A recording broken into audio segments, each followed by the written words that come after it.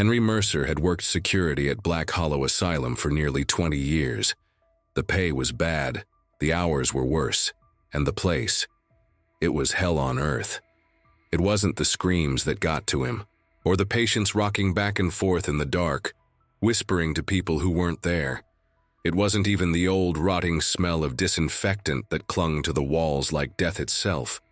It was the feeling. Like something watched him from the shadows, something hungry, something that didn't belong. Tonight was Henry's last shift before retirement, and he had one rule: never walk the third floor alone. The asylum had 3 levels. The first floor held the harmless ones, the ones who mostly stared out windows and hummed old songs.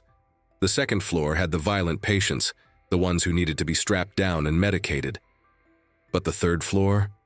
Nobody went there unless they had to. There was only one patient left on that floor. Room 309, no name, just a number. And the record said he had been there for 50 years, but Henry had been working there for 20. And in all that time, he had never seen anyone go. No nurses, no doctors, no food trays sliding under the door. And yet, someone inside was still breathing. It started around 2:13 a.m., always the same time. A voice, hoarse and dry, whispering through the intercom. Henry. He froze.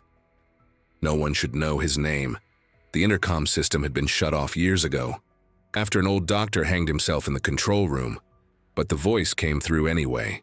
Henry, come upstairs. A cold chill crawled up his spine. He turned to the monitors. Every screen showed static, except for one. The third floor, hallway. The camera was live and the door to room 309 was wide open. He should have called the police. He should have locked himself in the break room and waited for morning. But something pulled him forward. Something deep, like an itch in his brain. He climbed the stairs one by one, flashlight trembling in his grip. The hallway was wrong. Longer than it should be, stretching into the dark. The air was thick, damp, like the walls were breathing.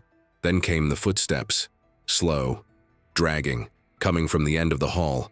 Henry lifted his flashlight and something moved, a shape, standing just outside room 309, too tall, too thin. And when it turned to look at him, it had no face. Henry stumbled back, heart slamming against his ribs. The thing didn't move. It just stood there, waiting. And then, it whispered, "Help me." Its voice was wrong. Not human.